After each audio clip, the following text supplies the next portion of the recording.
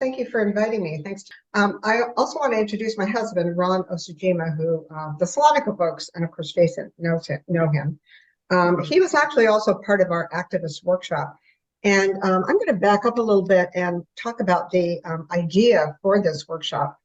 Actually kind of started percolating several years ago when I went to a fundraiser. It was probably for Elmer Tsuchi down in Little Tokyo. And I ran into Ron Wakabayashi, who I knew fairly well from the Redress days.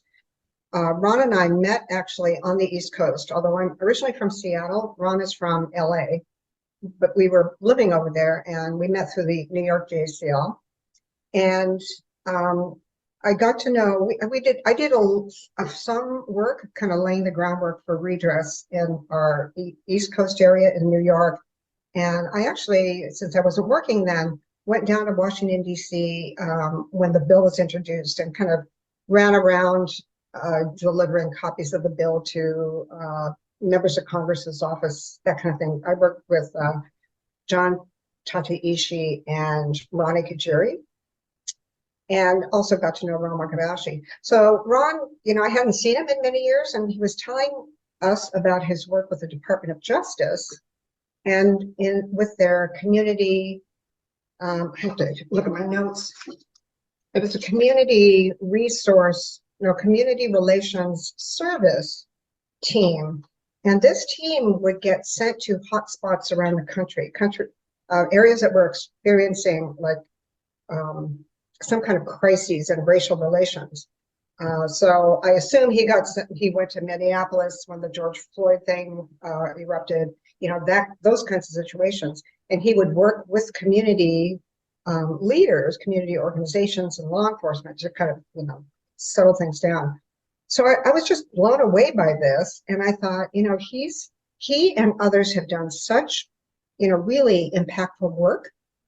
And I don't know if, people know about this, especially the younger generation.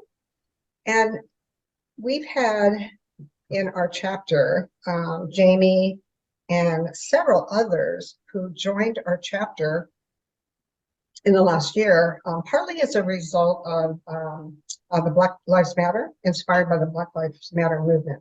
So I thought, and then the convention was coming up. So I thought this would be a good opportunity to kind of spread the word and, have a wider audience for this this topic. So that's how we got together a committee and kind of fleshed out what this workshop would look like.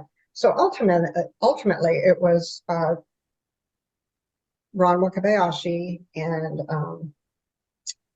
Warren Fudutani and my husband Ron. And I wasn't planning to speak, but anyway, I ended up speaking because I think it was important for us to also show that activism can happen at any level and in any world, right?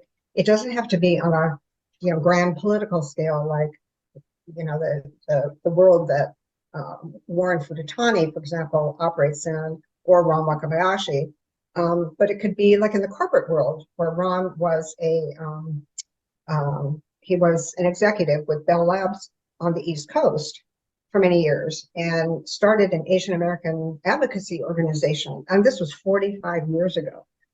So we wanted to illustrate that, the activism can happen anywhere. And so my story, and we wanted to feature stories because that's what people remember, right? So my story, infamously, I've done this story many, many times. When Ron and I met on the East Coast, we got married, and then we moved we moved to California.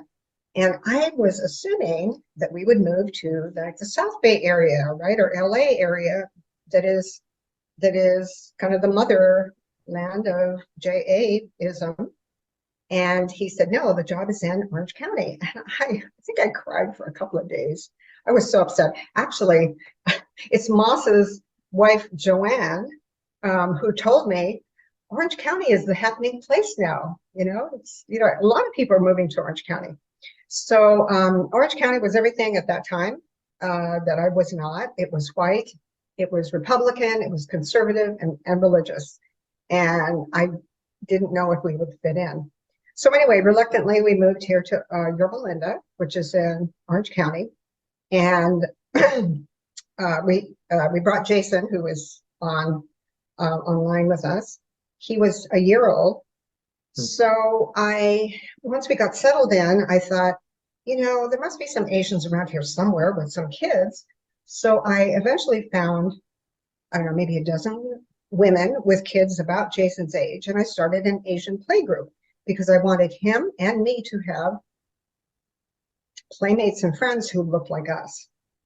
One day, one of the women, who was a Sansei woman, came to our get together and said, she was heartbroken. She said, Nicole, her daughter, Nicole, came home, and she was like first or second grade. She came home and said, I wish I wasn't Japanese. I wish I were white. Yeah. So that just cut me to the quick, right? And I was determined that my kid was never going to come home and say that. I was going to educate him about our JA culture, and he would be proud of who we were. He wasn't going to hide it or wish he were white. So fast forward to when he was in first grade, he went to a local elementary school, public school. And our area, I have to say, was, especially at that time, probably 90% white, 85 maybe. And so he started taking lunches to school, and I would put onigiri or rice balls in his lunch. And one day, and I braced myself because I knew he was going to say, he was going to get teased. So sure enough, one day he came home and said, don't put those in my lunch anymore because the kids are teasing me. So I could have said, oh, yeah, okay, yeah, of course, we'll just go the peanut butter sandwich route, don't worry about it. But I said, no, I mean, what message would that be to him, right? The message would be, okay, we're going to hide our heritage. We're going to try to blend in with everybody else. No, that's not happening. So I went to the teacher and I explained what happened. And I asked if I could come in one afternoon and do a bunch of Japanese American activities and stories and all that. And she was very enthusiastic. So I did. I, came in, we did a little craft. I told a story or two. I can't remember what else I did, but fun stuff for the kids. And I also brought in my rice cooker and I made rice balls, onigiris, in front of them. I demonstrated them, and of course they got to taste them, and they all liked them, right? They loved them. So from that day on, whenever Jason had brought rice balls in his lunch, the kids would be, Jason, give me a taste. Come on, share it with you. And so that was a powerful lesson to me that the kids, if they were exposed, if they were educated on, other people's, or kind of the diversity of our shared experiences, right? That they would benefit from that, and they would be open to it, and they would see it as a positive, and they would come to value that. So I was involved with the PTA at the school, and I decided, well, we've got to take this beyond the classroom. So we eventually developed a week-long program and varied activities that we called Celebrating Our Diversity. And we had parent presentations where different parents talked about their ethnic heritage and how their heritage has contributed to our common American heritage. So we actually had assemblies.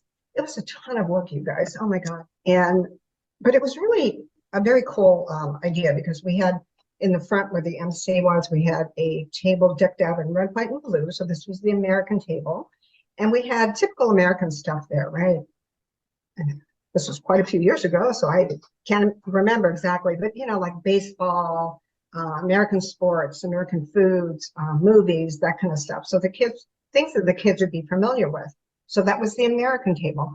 Then as each parent spoke about the Chinese heritage, Swedish, Mexican, we had coached them so that they would talk also about things that the kids would be familiar with from their culture, and then select one of those items and physically put it on the American table so that they could see at the end of the assembly that our common American heritage is made up of lots of different pieces from many different cultures, right?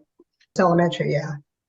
So those assemblies were part of it. Then we had like an evening cultural fair, and we had we invited the UCI JACL group to come and perform a couple of times. Anyway, so we had a lot of different diverse activities. And one of the things I really liked about that cultural fair, and we really emphasized the educational part of this. Okay, we're not just going to have the Chinese moms bring fortune cookies, right, and just hand them out. No, we want authentic activities and foods and all that kind of thing, right?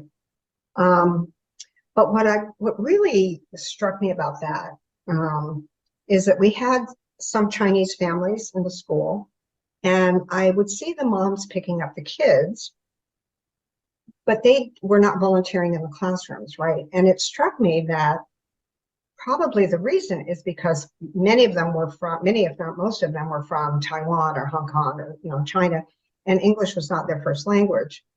So they might have been embarrassed or whatever to help in the classroom or join the PTA.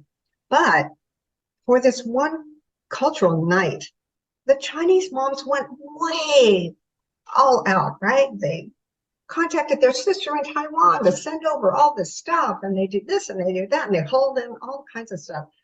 And so for one night, those Chinese kids at the school were proud that their mom could be part of this in this way, right? There was a way for them to be part of the school and for their classmates to see this and, and to value their culture, right? So it was a ton of work. And I was not working, by the way, thanks to Ron. He made a decent living so that I didn't have to work and I could do all this other stuff. But the other thing that really,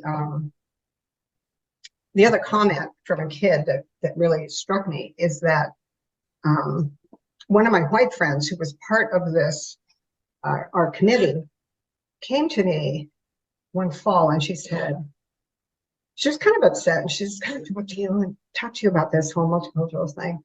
And she said, last spring, after we had all the performances, all that presentation, she said, my kid, Robbie, came home and he said, Mom, I wish I were Black. This is a white kid in Yorba Linda. And she said, why? And she said, because they have such a cool culture. And the mom was just really upset because she realized that her kids didn't have any sense of family culture or really not much history and so forth. So that summer, she took her kids on a road trip to, I don't know, wherever she was from, Alabama or, in the South somewhere. And they went to the city hall and looked at birth and death records and went to cemeteries. And I said, that's a good thing because our kids need to learn about our families, right? So it was beneficial in many different ways, which was great. So after that, then the other big project that I did was something that the Salonico chapter sponsored. And it was a 1-week summer camp for JA kids, and we called it Chibi-no-Gakko. I was getting the Rafu Shimpo, which is local Japanese newspaper. And I would see in various Central Cal and Northern Cal communities, JA communities, they had these long-standing summer camps for JA kids, and they would do all kinds of great activities. And I thought, wow, where is the one down here? There was nothing down in Southern California. So I thought, well, okay, I guess I have to, because I wanted Jason to have pride in his heritage. I thought, okay, well, we'll start one here in Orange County.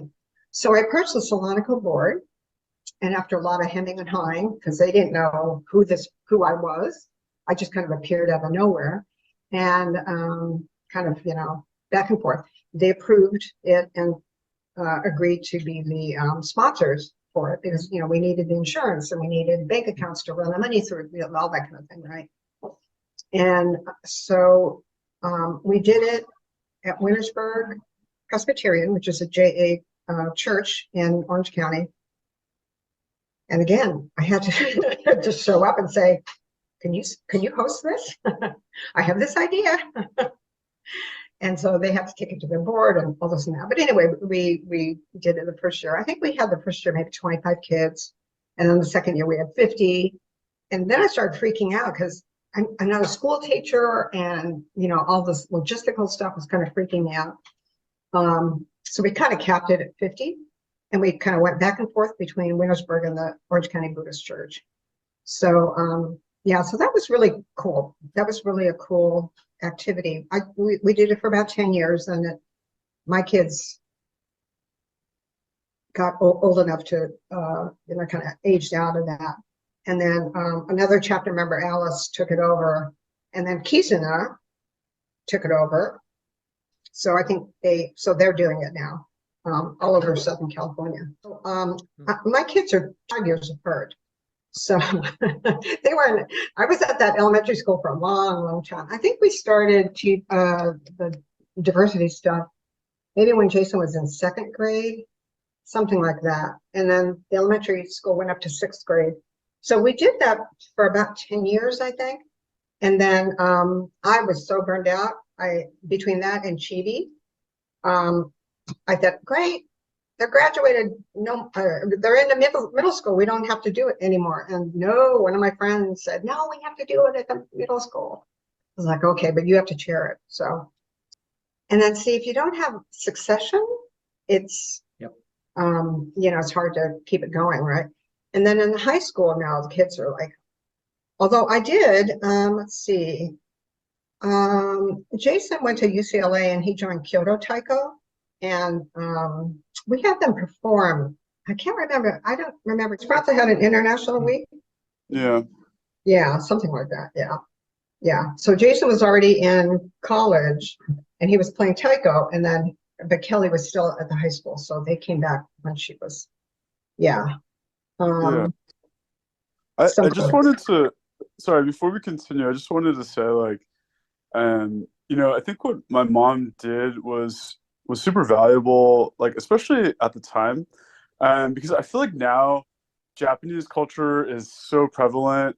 Like, so many people are into like anime, into Japanese culture. But I think at the time that I was growing up, no one knew about Japanese culture, and it felt super, I think, alienating to have this identity, but to not have people really understand that part of you. And for my mom, it seems like a small thing, but for my mom to share that identity with all of my classmates, all of my peers, it just made a huge difference in my development. And I think the development of all the other kids who got to share their ethnicities as well. And yeah, and I'm super grateful for it. And I think it just had a really big impact on my life. So thanks, Mom. Thank you. Thank you, Jason. Oh, that's nice to hear. As a mom, that's nice to hear, right? Yeah. I wanted to ask Jason, at the time, so right now you're older, you can reflect on how positive that was for you. But at the time when you were a 2nd grader, what was going through your head when your mom said, "Hey, Jason, I'm going to go to your school in front of all your white friends and tell them about Japan"? Like, what was your reaction at that point? Yeah, I mean, I was, I think I was scared. I think I was a little bit afraid of what, like how kids would react to it. Like after even the first 5 or 10 minutes into the presentation, that the kids like responded really well to it. I think probably because it was like a special thing. They like, we didn't have to do math that day or whatever. But yeah, it just ended up being a really like positive experience. And Yeah, and immediately, I was a super nerdy kid to begin with, but you know, for that day, I felt like a popular kid, so it's great. You know, I also have to say, I have the personality I'm one of those, I don't know, helicopter-ish kind of mom. I was always at the school. I had no problem with going into the principal's office and saying, hey, my kid needs to have Mrs. Davidson for third grade. Can you make it work? So I kind of didn't think, as long as the principal was on board, I was a little fearless in that way, because I felt, okay, this community needs to have this, and my kid needs to have it too. So I want to go back. I have other questions too, but can you tell us a little bit about your background? Are you Sansei?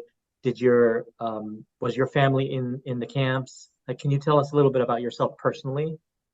oh, sure. Yes, I'm Sansei. I'm going to tell you my age, okay? But don't spread this around. No, the whole world could. No, I just turned. No, I'm an older. So I don't know if I'm older or kind of middle. I'm 70. I just turned 70. Okay, which was quite traumatic for me, actually. But I'm from Seattle. I am one of 8 siblings. We are a good Catholic family. Well, at the time we were. Yeah, and because we were Catholic, we went to a Catholic school. So we were not part of the Buddhist church, which is where the more Japanese-y kids were, and more of the culture was, celebrated. I mean, right? And so I always felt kind of out. We felt kind of out of it. So, and there were very few Japanese Catholics. In fact, there are maybe 2 others in my class. One other JA in my class. And but I've always had this really, a strong interest in all things JA and Japanese. So in high school, I asked my dad if I could transfer to the local high school so I could meet other JA kids, and he was totally on board. So and then they offered back then Japanese language classes, which were very, they were one of the first schools, maybe in the country, to do it. And so I took Japanese, and then at the UW, I also took Japanese, and then started learning a lot more about the Japanese part of me, right? Which I just loved. Yeah. So I've always had a strong interest in Japanese things, although growing up, in my family, we didn't, because we were Catholic, we didn't kind of have that Japanese connection so much. Got it. Yeah. Okay. Well, yeah, and then when I was, to kind of continue, when I was at UW, I entered this competition it was like a editorship for a magazine in New York, which I was one of the winners. I was selected to go to New York and work for a month on Mademoiselle magazine. It was the kind of sister magazine to Glamour, and it's out of print now. But that was a huge deal for someone who really had not been out of the state much, and but it changed my life, which was great. And I was exposed to a whole new world, literally. And after I graduated, then I went back to New York with $200 in my purse, no job, no place to stay, and not knowing very many people. And my parents were very wary, but I said, you said I could do anything I want after I graduated. So that's how I ended up in New York. I eventually met Ron, who, here he is, who was part of the New York JACL. And he was very much of an activist in his own right. And he got involved in the New York chapter and organized a JA awareness weekend. And he told one of the board members, a young Sensei guy, that, hey, can you get some of your friends to come to the meeting? Should I tell the story?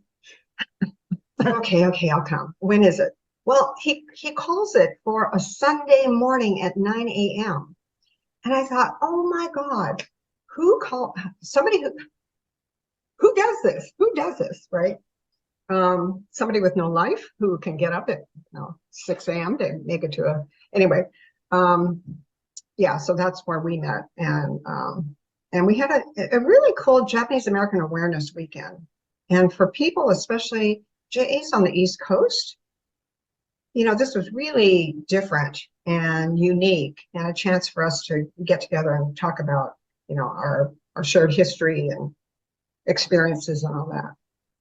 It's very different being a JA on the East Coast. Yeah, it's not fun. It's not fun, but it's a good learning experience. And you, I'm doing the math, and I think that you might have been in your 20s then when you were helping with the redress. Is that correct? Can you tell us kind of how you got involved with that and why that was important to you? So part of being an activist, right, is that you do things that move you, right, or that you're passionate about. In my case, at least. And so the commission, was created, and they were doing these hearings all around the country.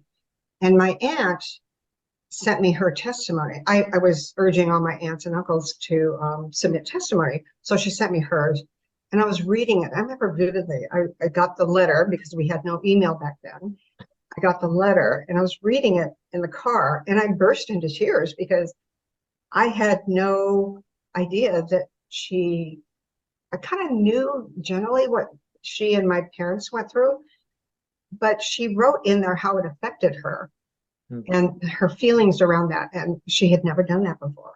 So I vowed that I would do whatever I needed to do to try to get that redress bill passed. Well, there wasn't even a bill at that point, but I would do whatever I could. So I was motivated, in a very strong way emotionally. And so on the East Coast, there were like a handful of us JAs and all these members of Congress that somehow we had to contact their office. I mean, it was just mind-boggling, right? The task that we had once the bill was introduced. And so on a local level, we identified, like churches we could go to get them to sign on, to write letters to their members of Congress to support this bill. So I spoke at churches and schools or organizations. We went to visit our member of Congress who was a moderate Republican. And he was very like, oh, yeah, well, I don't know about this, and but he ended up voting for the bill, which was great. And then because I wasn't working then, I met John Tatishi and Ron Osajima, and they invited me to come down to Washington, shortly after the bill or one of the versions of the bill was introduced. And I would just take copies of the bill and just drop them off at the members of Congress's offices and ask to speak to the staff member, right, who oversaw that area, whatever area that was. And most of the time it was just, just passing it out and, really not having much interaction.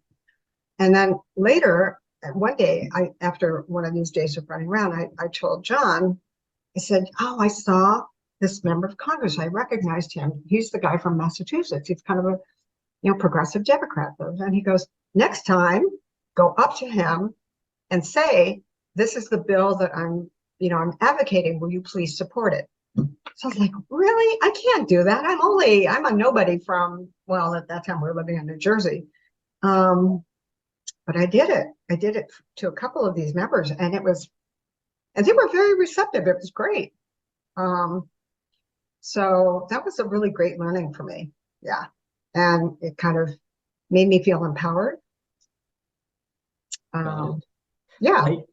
It's so interesting to hear your story because, my parents are older than you guys, but they're very quiet and reserved. And even the stuff that you were talking about, going to the school and talking about being Japanese American, my mom would never do that. And we were in Texas maybe, and that was maybe part of it. But oh, yeah. Mm-hmm. Are the Sansei that you're familiar with, are they all kind of like you, activist in nature, or are they more reserved like my own parents? What would you say? Are you unique, I guess? We're not like her, so. Carol, what would you say? No, anybody, go ahead. I'm more into educating, so that's why I got into JCL, to develop the curriculum guide and then really educate the teachers so that we Yeah. educate the students. David was more of an activist than I am.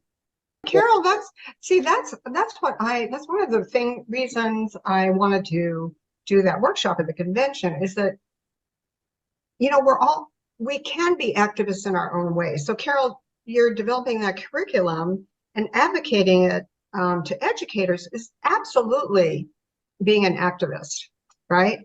In fact, my sister Teresa is a reporter for the LA Times, and she covers higher ed. And actually, I proposed to her. So Jamie and Todd don't.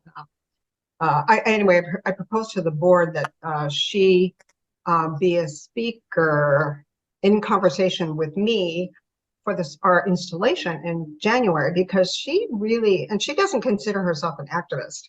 But I said, no, you are an activist because of the stuff that you've done to help support the community in ways that nobody knows about. So, for example, you know that Budokan? It's in Little Tokyo. It's I haven't actually even been there. A gym and so forth. That took years, maybe even decades, to get approved and all that. And I know at one time, I know several years ago, it was kind of one of the approval steps in the approval process was being held up by the LA City Council person who had that area. And so the Little Tokyo Service Center folks, one of them called up Teresa and said, can you do something about this? Maybe write a story about, and of course the story has to be newsworthy. She was not really covering that area, that topic. She was in higher ed, but she said, she looked into it and she said, okay, yeah, I'll do a story because it is newsworthy. And she wrote a story and kind of said something about, you know, that the city council person's office is not sitting on it, but something to that effect, right? It's waiting approval for that. And LTSC got a call from their office that day. So it's the power of the press, right? It's the power of the press, definitely. She's also worked with Mitch Mackey for Go for Broke. Last summer, they started a journalism institute, bringing in inner city kids, high school kids, to learn about the 442 experience, and then to do a project about some aspect of that experience. So they're trying to, you know, broaden their message too. So anyway, I told her, yes, you're definitely an activist in your own way. And that was the message of our workshop, is that people, you know, can be activists in their own worlds, right? Yeah. Got it. So the installation is January 20th. I don't know if she will be, or we will have that conversation because the board still has to approve it. But anyway, that's kind of what, well, that's an example, another example of activism. And I'm sure you guys have your own examples too, right? Got it. I'm curious, you know, I think this is one of the things that I wanted to ask you about, but we don't get to talk with other chapters very often, especially like this, like a one-on-one with another chapter. And I'm just curious, like, what are the other things that you guys are doing? I assume everybody that I don't know on the call is with Solanico. What kinds of things are you doing? And what are your plans for 2024? Jamie, I'm going to hand that over to you because Jamie is one of the co-presidents of our chapter. Hi, yeah, thanks BJ for that. You know, I know we've talked about some of the stuff that you said before, but there's always new information and always stuff that you've done that always inspires me. So thanks for sharing those pieces. But yeah, I think something new. So we just recently, I think 2 years old, we have a programs committee now, which is really exciting because it's like a separate space besides our board meetings that we get to discuss, things that we want to do. So one of the things that we started this year is a book club. So it's just for we've only had a couple of meetings so far, but the current book that we're reading about is about like disability rights. And we just touch upon topics that we think are important for us to discuss, and just have a moment for us to discuss these topics and just be in community with each other. A few of the other things that we've been doing this past year that we want to continue in the future as well is we've been trying to not partner, but just be introduced to other local like community organizations. So Kenny Noe, who is really well connected within the Orange County area, he's introduced us to the Sikh community and then also the Muslim community. So actually, when was it, like a month ago, we actually went to the local chapter of CARE. And then we just had a a kind of like a informal like meet and greet with the organization, and we got to learn more about what they're up to and how there could be like potentials for collaboration in the future. So I think that's something that we definitely want to do moving forward.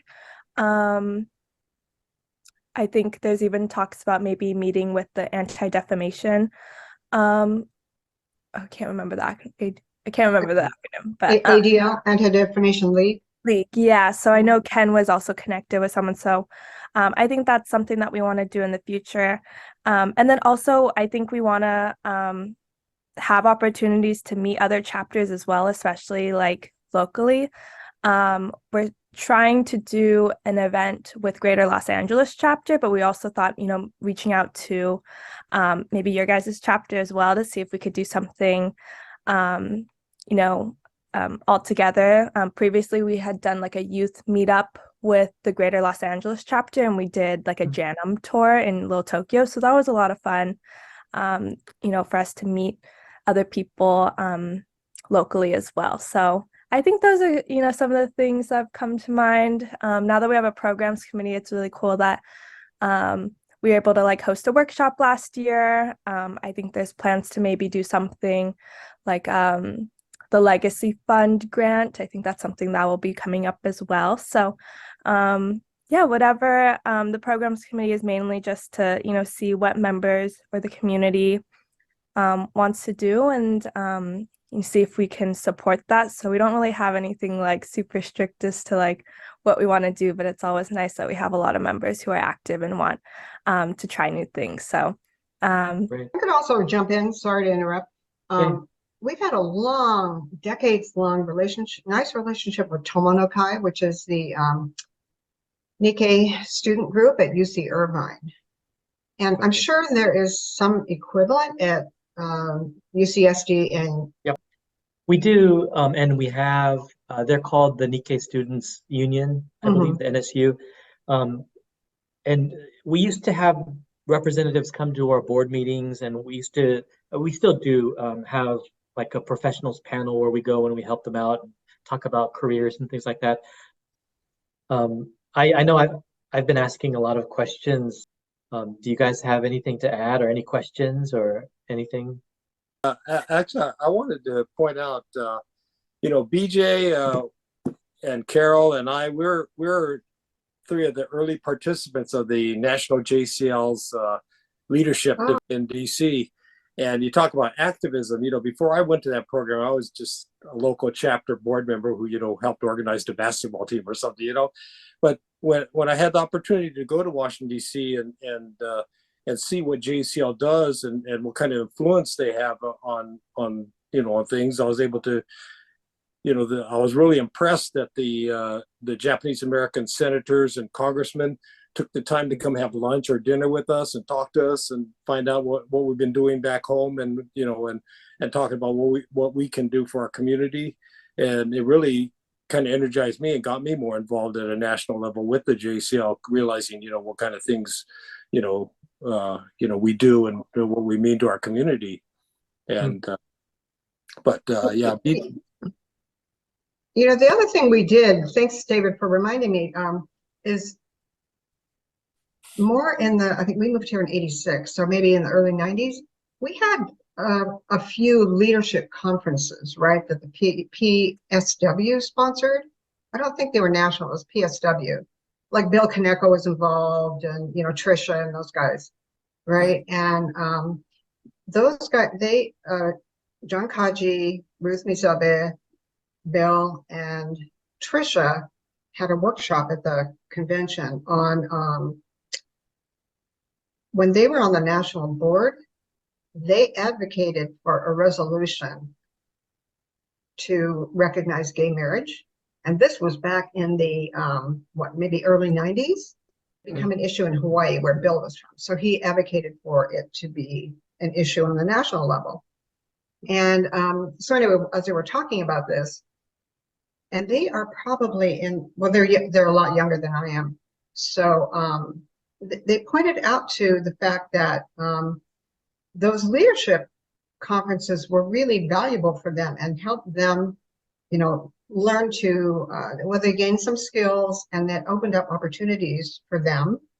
And I think that's one of the big strengths of JCL,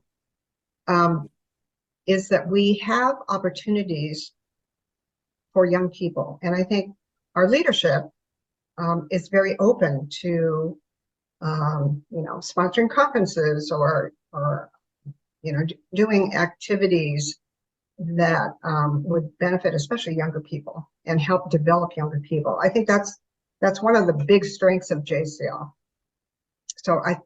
So after that, I was kind of thinking, well, I wonder if it's time for another leadership conference, because I don't know that we've had one in many, many years.